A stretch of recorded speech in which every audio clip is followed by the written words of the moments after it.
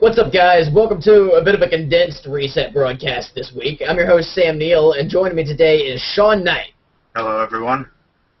Yeah, it's a little bit short. Finding staff today was a tad difficult, but we're going to continue anyways. Hopefully you guys like it. Be a little bit more relaxed and conversational and whatnot. First up, we're going to list off a couple news items and discuss them briefly. Final Fantasy VII Port is coming to PC with achievements and cloud saves. Cloud, like the character. There's only so many ways you could say that joke. Yeah, I have like a joke written in there too, and I kind of wanted to slap myself for writing it. But achievement and cloud saves. Sean, did you ever play Final Fantasy VII, and are you going to pick it up again for PC? I've got it for the PlayStation. I've got the original black version, so I really have no need to pick it up for the PC. In fact, when the PC version came out in '98, 6 months after the original game, the port wasn't even good back then, so I don't know. I really see no need to pick it up on the PC. Maybe if they offered it on Steam, I would, but the fact that they're offering it on the Square Enix store, if I remember correctly, Yeah. I didn't even know they had a store. Yeah, I don't know what the achievements are going to do whenever it's the Square Enix store. I'm like, yeah, I can show this to all my other friends playing Final Fantasy games right now. Yeah. So I don't see that doing very well. I don't know why they bothered to do it in the first place unless it's supposed to be some kind of test to see how well it's going to sell and maybe do a remake. Yeah. They said no remakes, but I'm sure they like money, so at some point they've got to realize that, no, they can't make a game better than Final Fantasy VII. Exactly. The fact that they still haven't made a reboot, not a reboot, but, you know, an upgraded version of it still baffles me. Yeah. All right, also, a new console, I kind of want to put air quotes around the word console because that doesn't exactly seem like the right word, but a new console is supposed to be in development. It's rumored to cost around $100 and run on some version of Android with the goal of bringing free games to televisions, kind of like a Google TV box or an Apple TV box. What can you make of this? Because I don't really see what audience it's trying to get and who it's trying to serve. I really don't see it unless they're trying to go for the, you know, the iPhone users, you know, the smartphone crowd at the moment, because that's the only people I can see this really appealing to, unless it's going to be bundled with the online service or the Gaikai service. That's the only reason I can see people buying it. Otherwise, it's going to fizzle. Well, if it is running on Android, do you think, like, what if it partnered with Google TV, for example? If they got a Google partnership, or they found, I hate Comcast, so I don't want to give them any ideas, but if they found a television provider to work with, do you think it'd be more viable then? If it's like you're buying a cable service, and then you're buying a way to get games on that cable service, kind of like an on-demand sort of thing? I think it'll definitely give it more legs, but in the end, it's still not going to make much of an impact, as far as I'm concerned, unless they give us some more information that really pops. Right. And then Sony's going to attempt to do them better since they acquired Gaikai. Gaikai? Do you know how to say that? I really don't know. I've just been saying Gaikai. The OnLive guys. Sony acquired them this week for $340 million. That sounds right. A lot of money. A lot of money. Yeah. They picked them up, so this supposed new console kind of already has, ideally, may have some competition in the whole TV box streaming component. What exactly do you think Sony's going to do with this? Do you think they're going to try to stream some of their big games, or do you think they have other things in mind? With this service, I would assume they'd try to stream at least some of their big games, or they might just do their classic games. Just have to see how it goes, but the potential for it is interesting because perhaps people don't even have to upgrade to a PlayStation 4. They just stick with the PS3 and just stream the games to that. That's one of the options they could use with it. Do you think they're going to incorporate it into PS3? I don't see why not. I mean, the PS2 had kept selling and doing very well even after the PS3 came out. So it could be another way for them to extend the shelf life of the PS3 itself. Oh, yeah, their 10-year console life cycle or whatever plan Sony has. Exactly. But other than that, yeah, not too much to do with it except for a streaming service. Yeah, stream that, stream some. I heard someone say, I think it was the Giant Bombcast, so go ahead and quote where I heard this, but they talked about it streaming demos, and I thought that was an interesting use of the hardware, because I never take the time to download giant demos on my Xbox as it is for certain games. And yeah, considering that consoles have limited hard drive space, it would definitely be a good idea for them to do. Yep. Though, another Don't know, my thoughts kind of trailed off. Also, the Wii U Online platform will be free, as Nintendo announced earlier this week, which I think is the only way it can sort of hope to compete with current-gen consoles. Not a whole lot to talk about there, to be honest. It's just... They just said it was free, and that was it. They didn't really give any specifics. Yeah, right?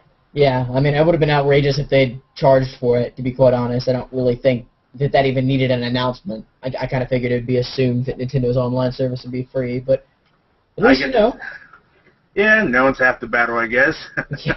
You've been holding your breath wondering whether or not Nintendo is going to charge for their prestigious online service. Not that many people use it as far as I know. I sure as hell never bothered to use it. I think I tried to use Wii's multiplayer once for Mario Strikers Charged, and after that didn't work, I gave up on the online service for Wii entirely. I guess the DS is one thing, but that's not even consoles. Yeah. All right. So, big topic for this week. Or at least something I think is big, but hasn't actually been getting the press that I thought it would.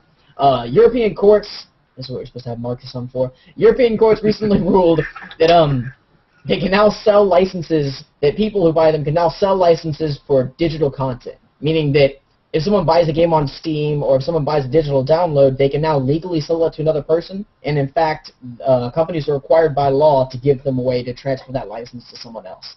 That sounds monumental to me, though I don't know why they haven't been making as big of a deal as it has. Yeah, Sean, how do you think this relates to what Steam's doing now? Do you think it will come to America? And do you think that Steam will get behind this new change? Honestly, I think Steam's already been getting something going behind the scenes at the moment. They started their trade system where their consumers could trade unused games with each other. I think this was a stepping stone for them implementing a similar system where you could resell your used digital games. I'd actually be shocked if Steam doesn't come up with something like this. I really do think they are working on something like this, and that the fact that the Europeans are, making this legal, hopefully it comes over here into the States.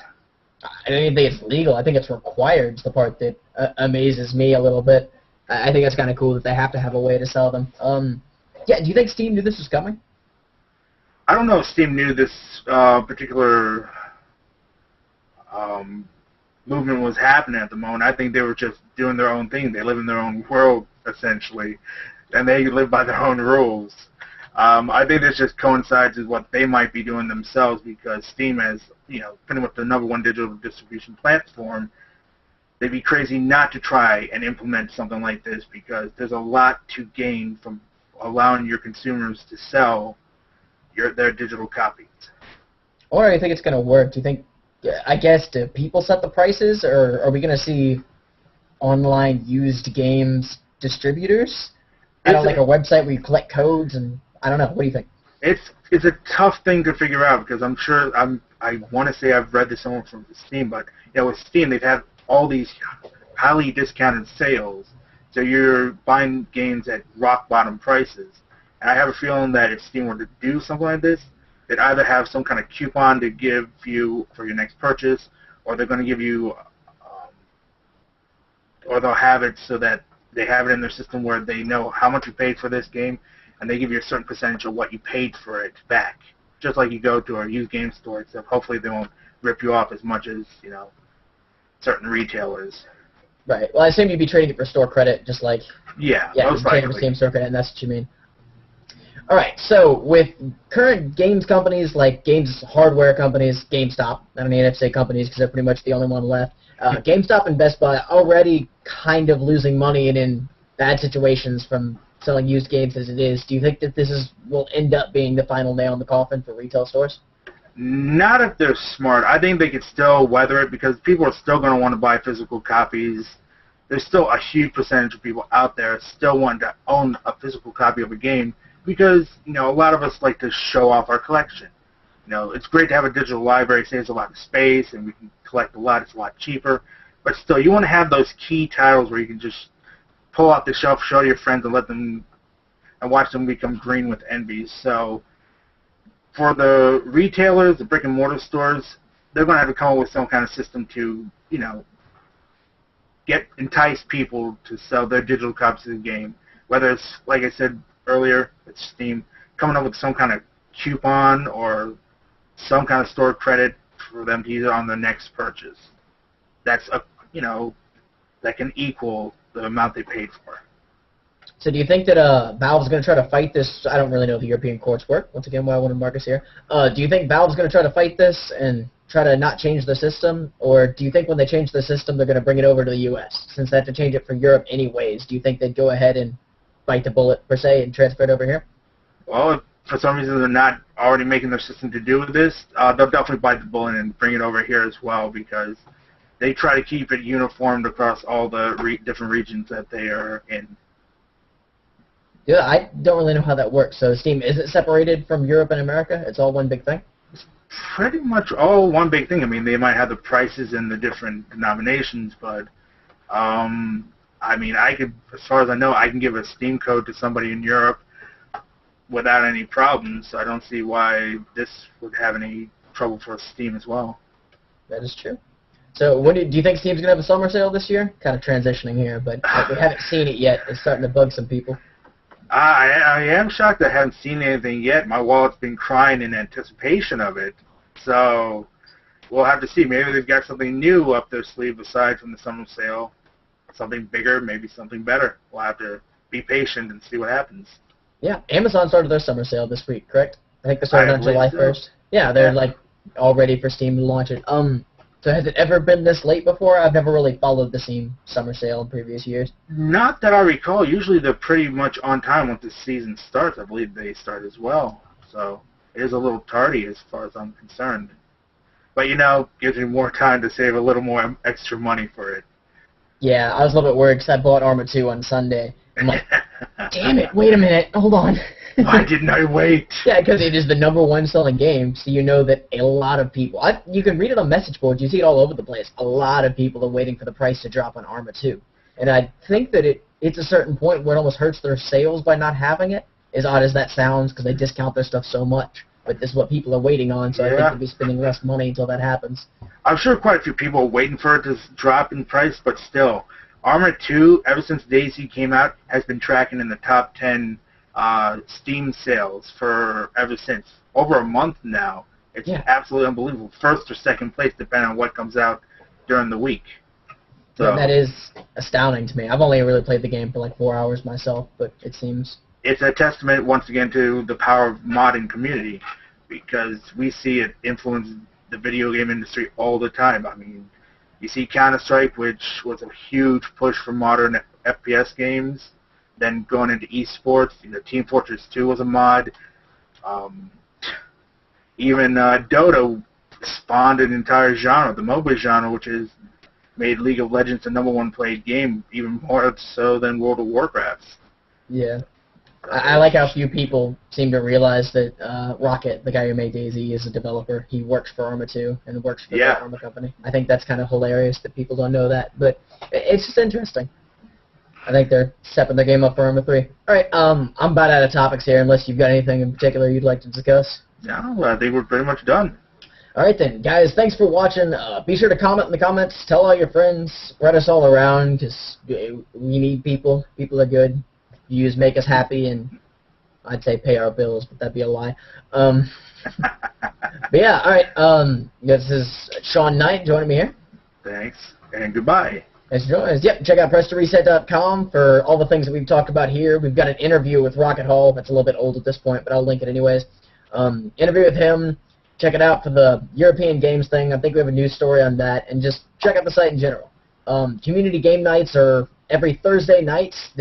I'd say this week's Left 4 Dead, but it'll be late by the time this goes up. So we enjoyed Left 4 Dead this week. Had a lot of fun. Hope you join us next week for whatever the game is we decide then. Also, listen to the Reset Transmission podcast every Tuesday night and or Wednesday morning. Last week's episode, they interviewed Mark Veer, the voice of Commander Shepard. And, yeah, it was quite an interesting riot. So go check that out. Yeah, that's all I got. See you guys later. Bye.